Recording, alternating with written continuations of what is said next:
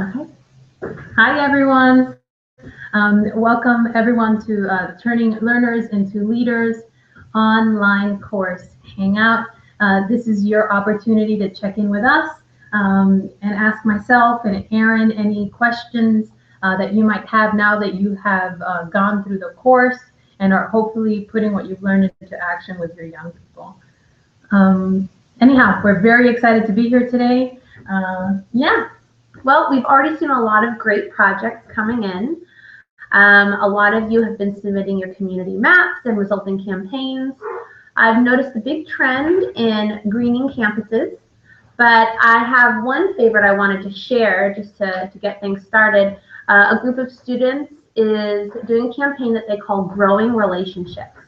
And so they are partnering with a local nursing home, and they're working with the residents of that nursing home on a school science garden. And I just think that's really cool. I mean, it's another way to take the work you're doing for students and have a much greater impact. And it's connecting communities between a younger audience and an older generation, and they're learning from each other. So shout out to that project. I thought that was particularly cool. Today, we've already received a lot of questions, and so we're going to be working through some of those as well as new ones that come in. If we don't get to your questions, please don't feel discouraged. It doesn't mean we aren't very excited to support you and answer them, but you might just get a little one-on-one time with us after the Hangout. So please feel free to email whatever isn't addressed, or you could even go to Facebook.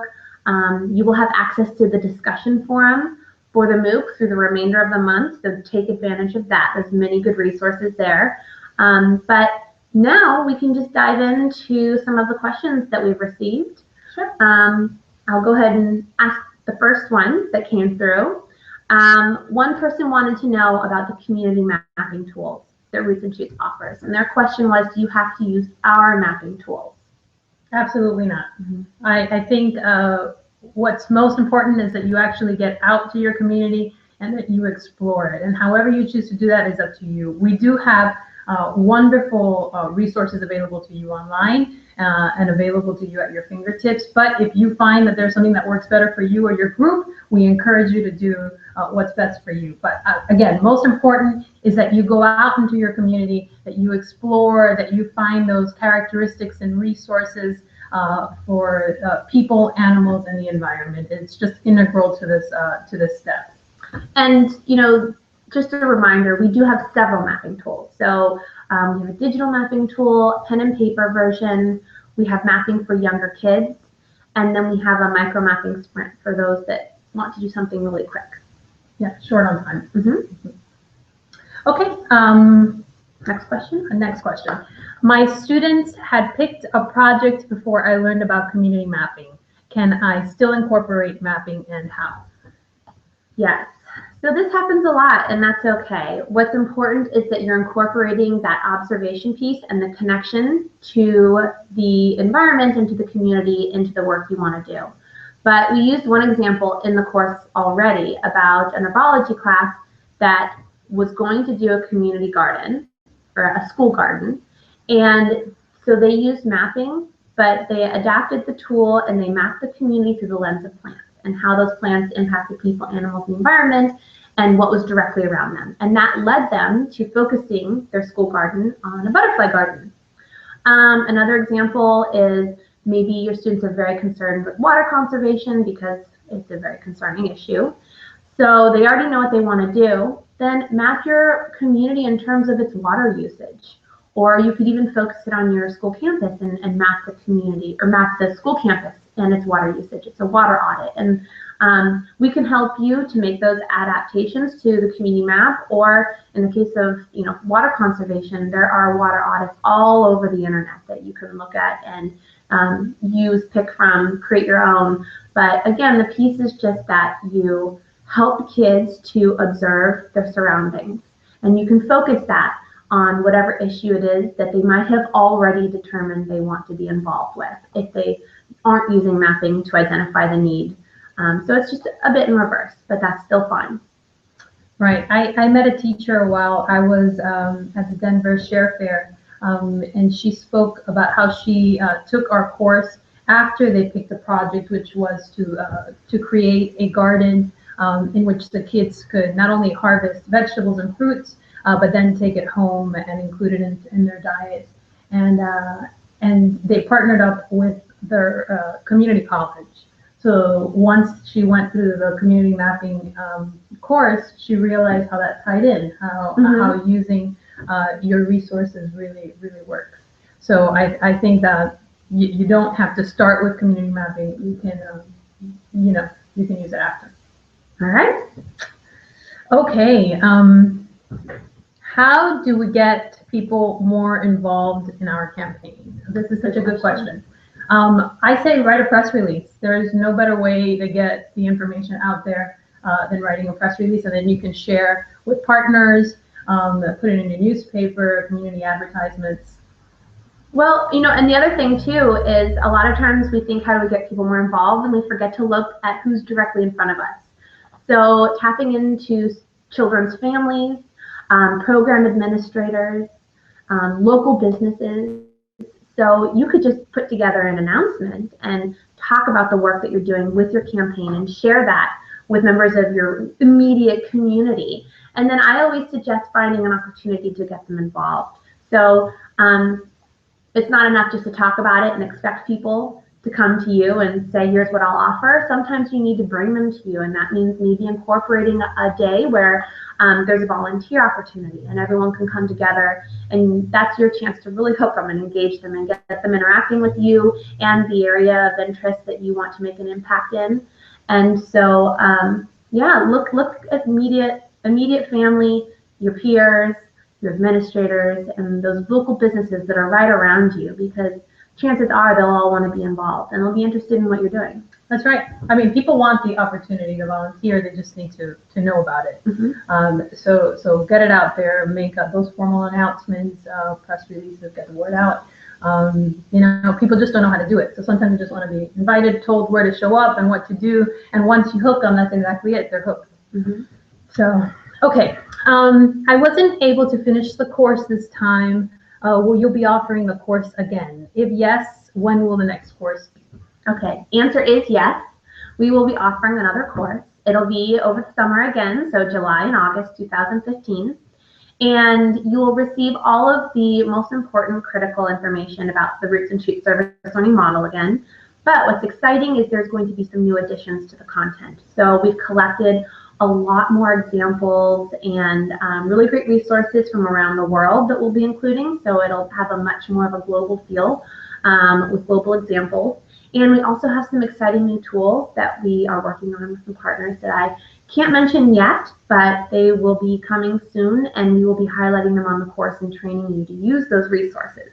So if you didn't finish the course last time, please take it again this time. And if you did finish last time, please take it again this time, because it'll be a fresh new course with new opportunities. And you will be an expert already on the core model, so you'll be a great resource to the other students taking the course, and you'll be able to dive in a lot deeper. So join us. Go to rootsandshoots.org/online learning, and you can sign up to receive cutting edge information as it comes off the press. So if you want to be some of the first to hear about the dates for the course, and then of course when you want to register, you want to be the first to know that registration is open, we will use that avenue to notify people. So please do sign up now for those announcements. Okay. Let's see, another question. What do we want to answer here? What kind of support can I continue to get from Roots and Shoots? Well, we are always here for you. So I like to call us a service learning tech support. And so all you need to do is choose to access us. So get on Facebook, email, or pick up the phone and give us a call. But we're here to help you with whatever questions that you might have about your service campaigns. There's also a lot of opportunities that become available throughout the year. Maybe Dr. Jane Goodall is going to be speaking in your area, and there's an opportunity for you to come hear her. In the United States, there have been some opportunities for some mini grant money. Those announcements will come through, and you just need to take advantage of them. I suggest that you like Roots and Shoots on Facebook, because a lot of notifications come through there. Oh, and our National Youth Leadership Council. This is another level of support that you can be accessing. Bring in some exemplary young youth leaders into your program and introduce them to your students. They're fabulous role models. They're close in age to the young people that you're working with, and they're brilliant, and Hope has the opportunity to work with them. So Hope, can you share some of the ways that they can access the Youth Leadership Council? Sure. So I work with the National Youth Leadership Council, and it's a program of Roots and Shoots, and it's a leadership development program. So I work with, like Erin said, exemplary youth, and there is nothing like hearing great stories from other young people. So there's something from their teachers talking to them about how they can make a difference, but it's something completely different when you hear it from your peers. So the young people that I have the honor of working with are experts within the environment, the human causes. So if ever you need a wonderful speaker to Skype into your classroom, we can do that, or they're in local to your city, we can coordinate for them to come into the classroom and visit and present not only on what we do as an organization, but on their own personal work, which is actually very inspiring. And again, go on to rootsandshoots.org. You can go under meet the staff, Mm-hmm. Meet the team, and you can find them there as well, because we do consider them part of the team. Oh, absolutely. And you know, these kids have been trained by Google in community mapping, so they're experts in mapping. They can help you out there. They can talk to your students about it and help you with a lot of the technology.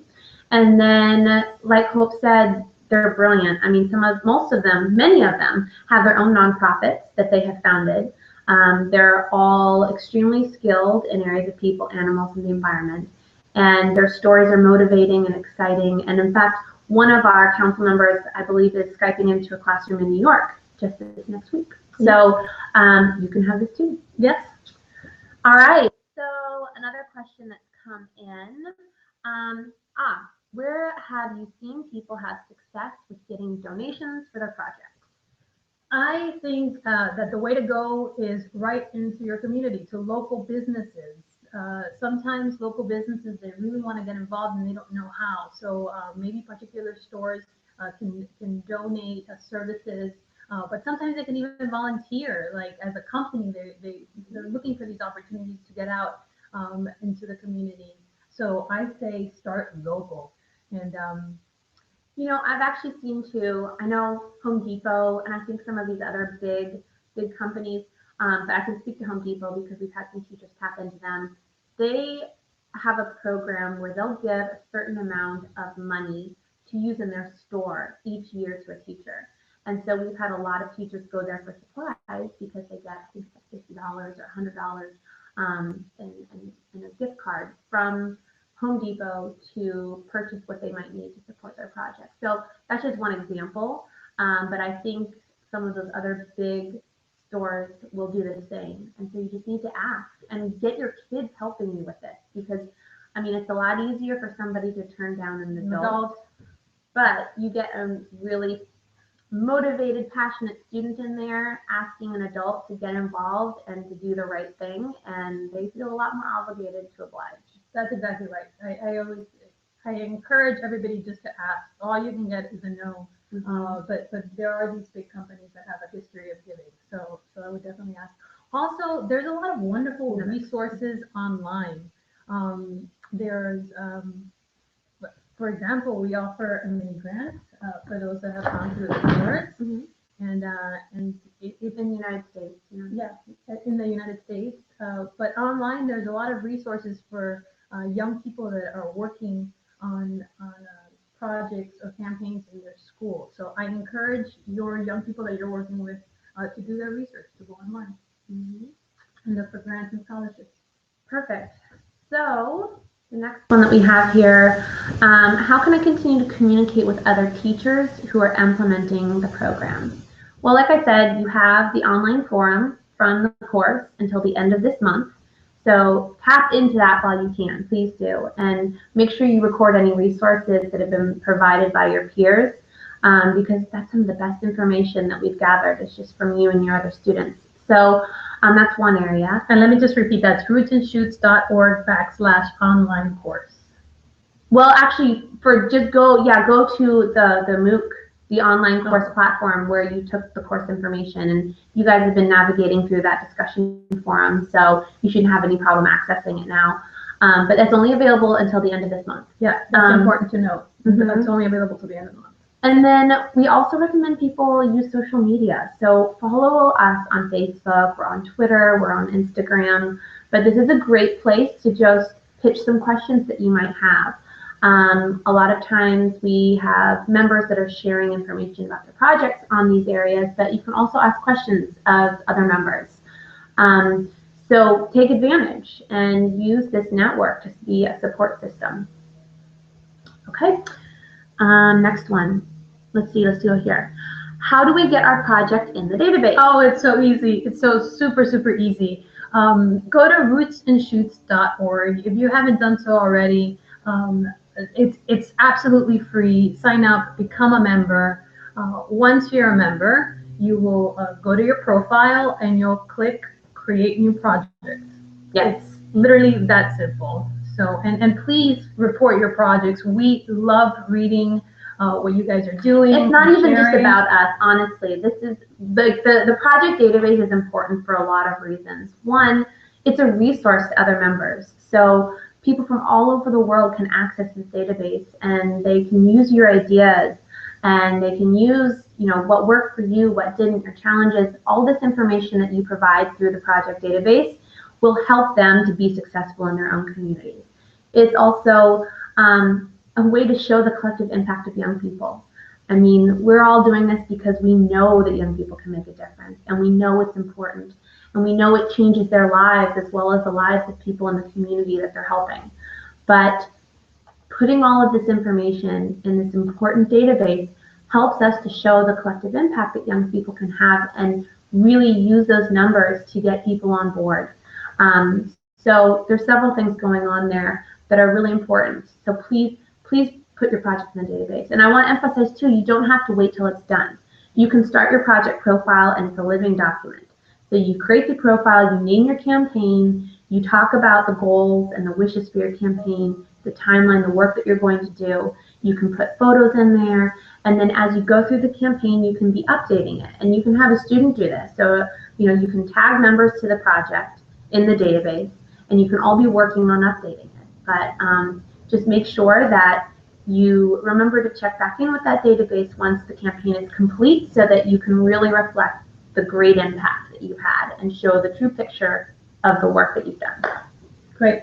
And we got a couple of questions online, and they're coming to us. Are there guidelines for setting up a new club at my school? Well, there's no guidelines, no. So all you need to do is become a member so that you have access to all of the resources, and then we'll give you all of the tools that you need to get started. So all of the tools that you need to introduce your club or your classroom to the Roots and Shoots model and the Jane Goodall Institute. Get people excited about getting involved and introduce them to the family that they're a part of. And then the mapping tools. So that's how your club will then meet the community that they're a part of and identify where they're going to get involved first. Once that's happened, then you'll go into the project database and you'll start your project profile. So if you're looking for resources to help with the project, then all of those resources are on the website. And then if you're looking for guidelines for actually starting a club, like how to get started, when to meet, that's based on the needs and the abilities of your certain situation. Mm-hmm. So if it's a club that meets once a week, it's really up to you to organize where you're going to meet, when you're going to meet, how long. As a collective group, identify who's responsible for what. So do you have a note taker? Is there somebody leading discussions? Is there somebody who's responsible for recording media? But we do have some resources to help you with the actual guidelines of a club. And it's not concrete, really. This is supposed to be meant so that you can do what works for you and your situation, but we do have some examples and we have some ideas that we can share with you that you can tap into. So just shoot us an email and we can send you some of those documents. And I also think it's important to note that you don't have to start from scratch. Maybe there is already an existing environmental club at school who's interested in becoming a Roots and Shoots group. So you don't, you know, yeah, you don't have to start from you scratch. don't have to start from scratch. Mm-hmm. Okay.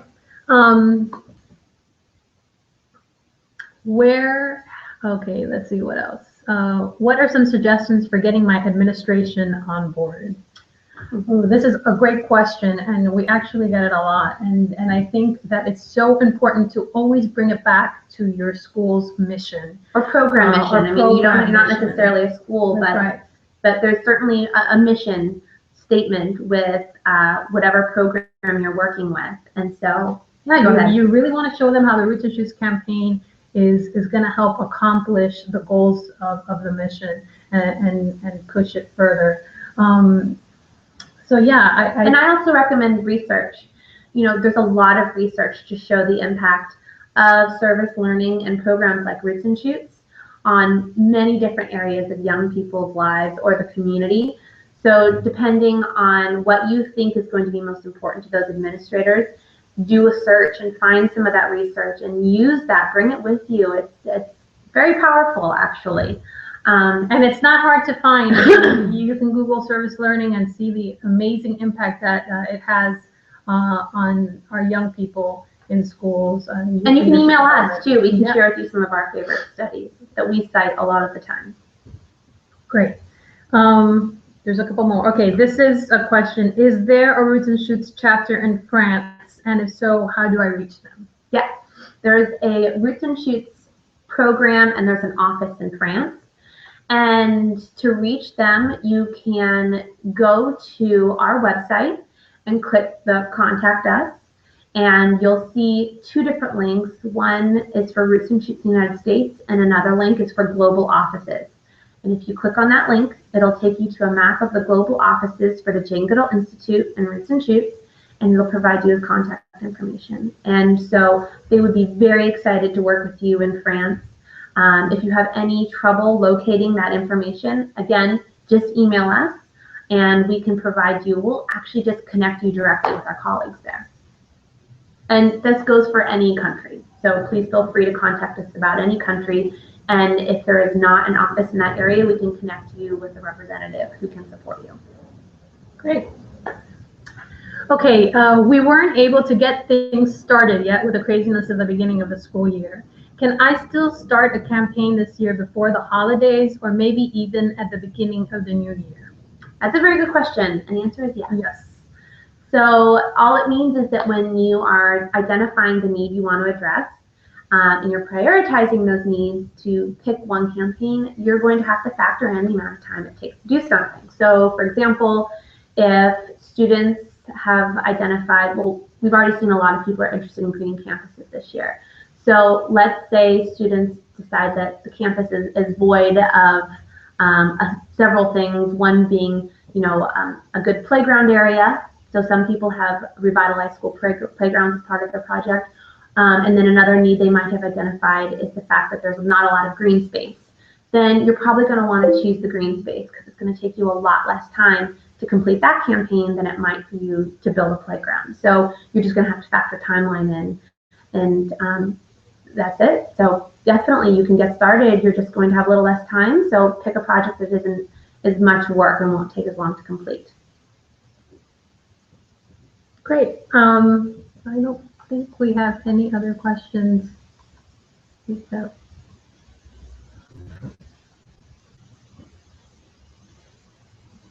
Okay. All right.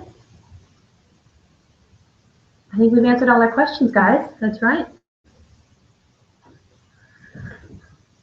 Okay. Perfect. Well, this is just a quick check-in, and I think that then this will wrap up our time here for this hangout. But I think Erin mentioned it before, and we really want to stress that even though the hangout time is over, not our time helping you. This is what we're here for. And you also mentioned this before, and I want to stress that you can really access that online discussion board for your reference. You guys posted some just wonderful, amazing content, and it was posted there by you. So it's great to share it and to read what your peers are also doing. And maybe you guys can troubleshoot just within yourself. So Okay. I say that, and again, please reach out to us, email us, call us. This has been recorded too, this hangout, so we are going to make it available in case something was mentioned and you didn't have a pen or pencil handy to jot it down. Don't worry, you'll be able to watch this again. Or not if you don't want to, and that's fine also. So we will be sending this out so that you have access to the content and all of the answers that we addressed on this hangout. And we look forward to hearing from you. Again, please go to rootsandshoots.org, start your project profile. It's really important that we're sharing this information. You are a part of a global community, and one way to share and contribute to that global community is to be sharing your ideas. It doesn't have to be what worked. It could be the challenges you faced, how you overcame them. It's really an opportunity for us to be putting together just a beautiful database of brilliant ideas, all geared towards making this world a better place for people, animals, and the environment. That's right. And furthering Dr. Jane Goodall's mission. Absolutely. And Dr. Jane Goodall does refer to this database quite often when she's looking for examples for her books and her lectures. Many of you have been featured by Dr. Jane in one way or another in an interview, in her book, and a lecture, and she's getting all of this information from the database. So thank you for those that have contributed. Please check back in, update your projects, or start your profile if you haven't done it already. And we will be talking to you soon. Thank you so much for joining us today. Bye. Bye.